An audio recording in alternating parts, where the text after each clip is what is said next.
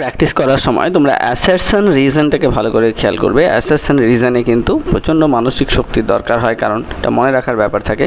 ছেলেরা অ্যাসারশনের রিজনে যেমন assertion reason দুটোই ঠিক, রিজন তার সঠিক ব্যাখ্যা, অ্যাসারশন রিজন দুটোই ঠিক, রিজন তার সঠিক ব্যাখ্যা নয়, অ্যাসারশন ঠিক, রিজন ভুল, অ্যাসারশন ভুল, রিজন ঠিক।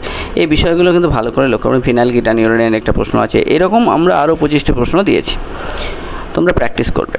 নিট 2026-এর জন্য যে প্র্যাকটিস সেট চলছে, সেই প্র্যাকটিস সেশনগুলোর মধ্যে যে সমস্যাগুলো আমরা জেনেটিক্সের এখানে দিচ্ছি, সেই জেনেটিক্সের সমস্যাগুলো খুব ভালো করে প্র্যাকটিস না করলে পরীক্ষা হলে একটি প্রশ্নের উত্তর করতে পারবে না।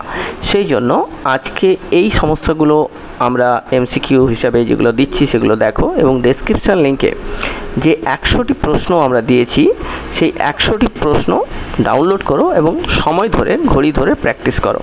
ঘড়ি ধরে প্র্যাকটিস করলে যেটা হবে সেটা হচ্ছে তোমরা পরীক্ষা হলে সময় ম্যানেজমেন্ট করতে পারবে, এবং ফিজিক্যাল সায়েন্স এবং কেমিস্ট্রির জন্য যে বেশি প্রশ্ন সময় লাগে সেই সময়গুলো তোমরা দিতে পারবে। তাহলে বায়োলজিক্যাল সায়েন্সের জন্য বেশি সময় লাগে না, সেগুলো তোমরা একটু ভালো করেই জানো যে বেশি প্র্যাকটিস যে করবে সে অনায়াসে উত্তর দিতে পারবে। যেমন মেন্ডেল কোন সূত্র বলেছে জিন জোড়া পৃথক হয়, এই যে এই সহজ প্রশ্নগুলোর উত্তর কিন্তু তোমরা করতে পারবে।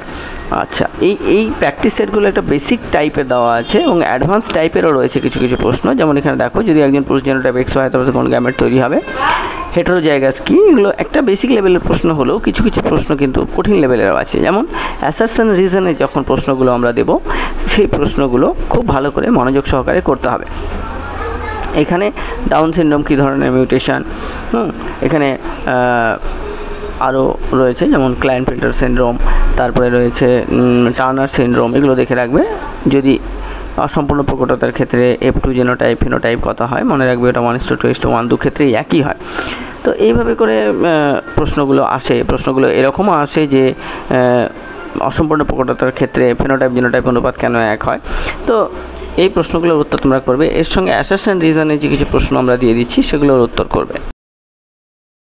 তাহলে দেরি না করে ডাউনলোড লিঙ্কে গিয়ে তোমরা এটা ডেসক্রিপশন থেকে ডাউনলোড করে নাও। অ্যাসারশন রিজনের জন্য 25টা আর 100টা প্রশ্ন জেনেটিক্সের। ধন্যবাদ।